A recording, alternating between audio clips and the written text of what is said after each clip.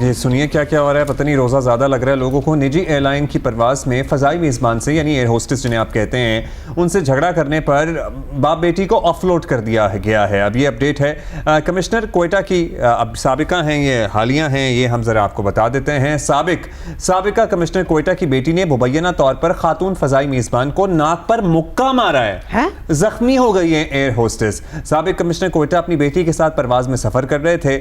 خاتون فضائی میزبان نے مسافر خاتون سے سیٹ بیلٹ باندھنے اور میز بند کرنے کا کہا. طارق ابو الحسن ہمارے ساتھی ہیں. طارق صاحب, مطلب کیا چل رہا ہے, کیا ہو رہا ہے, کہاں ایگزیکٹلی یہ واقعہ ہوا, کہاں انہیں آف لوڈ کیا گیا؟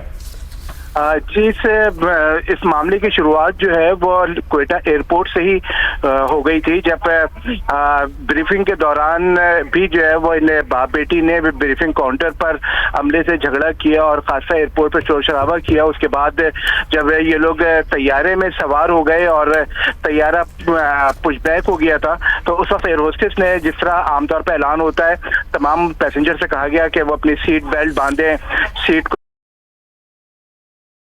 لیکن جیسے ہی یہ اناؤنسمنٹ ہوئی تو یہ خاتون جو ایک سابق کمشنر کوئٹہ کی صاحبزادی ہیں, انہوں نے جو ہے وہ طیارے کے اندر خاصا شور شرابہ شروع کر دیا.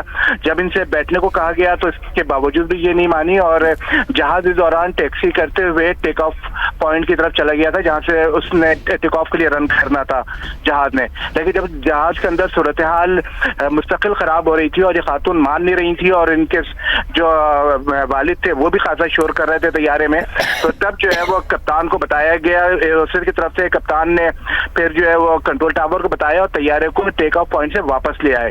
اور پھر وہاں پر اے ایس ایف کو طلب کر کے جب ان سے کہا گیا کہ آپ آف لوڈ ہو جائے کیونکہ آپ دوسرے مسافروں کے لیے مشکل بن رہے ہیں, تو اس پر ایک خاتون کو غصہ آ گیا. انہوں نے ایئر ہوسٹس کے ناک پہ مکہ دے مارا جس سے ان کی ناک پھٹ گئی اور خون جاری ہو گیا اور ایک دانت بھی ٹوٹ گیا.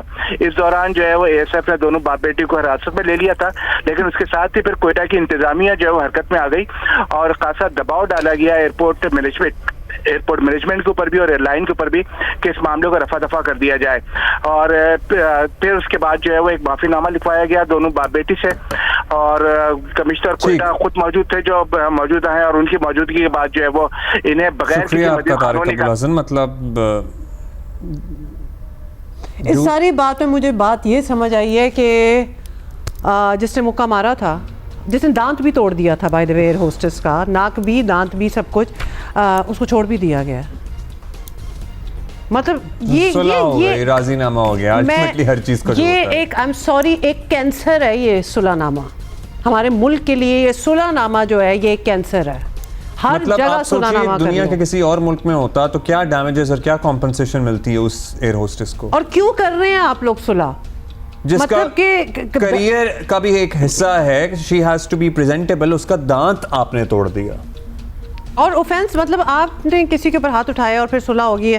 Any way we don't have time for that, ہم اس پہ مزید ذرا کل بات کرنے کی کوشش کریں گے.